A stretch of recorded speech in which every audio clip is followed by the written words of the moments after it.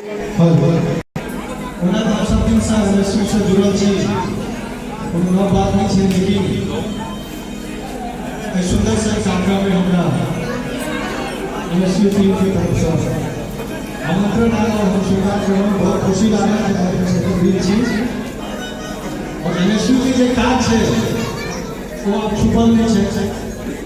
घर घर में बच्चे डाले से चाहे जते एमएसयू के जवान से कोई दोनों हाथ उठा के मैदान में थे जोरदार जयकारा होना चाहिए भैया। मिथिला मैथिली की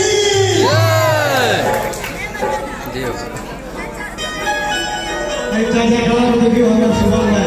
पूरा मिथिला में लगने जा रहा है। पियरका रंग के अलगे किस बात हो छै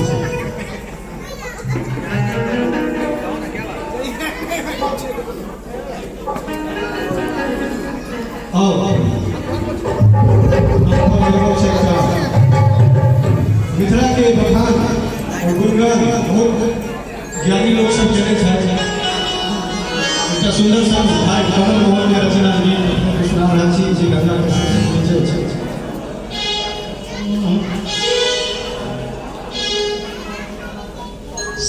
सब महीने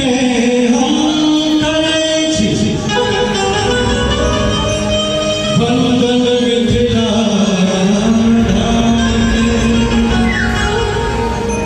ताई के बाद प्रणाम करे छी देवी सीता आगा वही के डोर लगे छी माता भारत महान के ताई के बाद प्रणाम करे एमएसयू के जवान के पता रहिए। लेकिन मिथिला मैथिली अपन भाषा है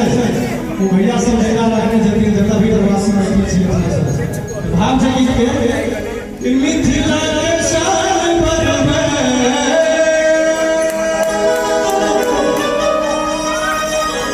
मिथिला के शान पर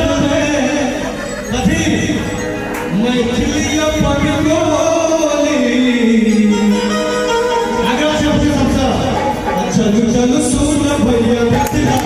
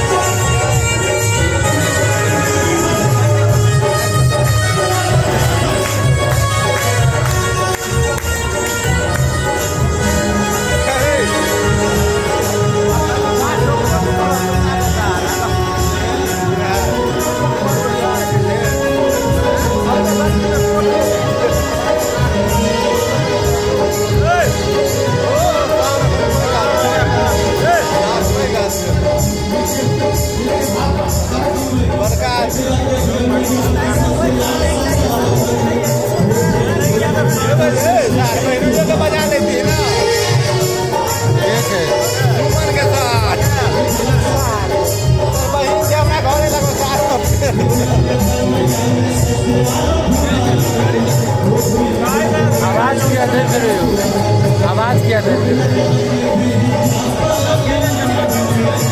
आवाज क्या देते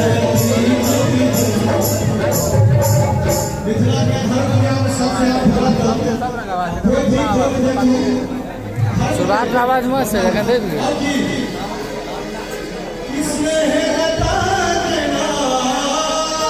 साउंड कम कर देते क्योंकि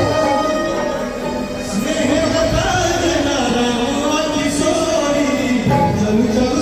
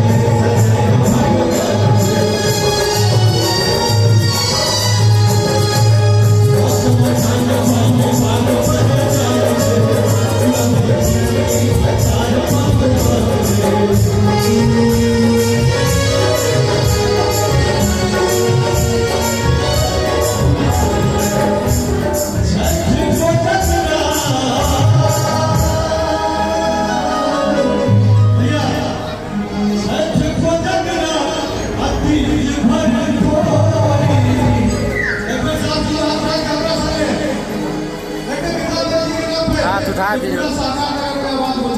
जय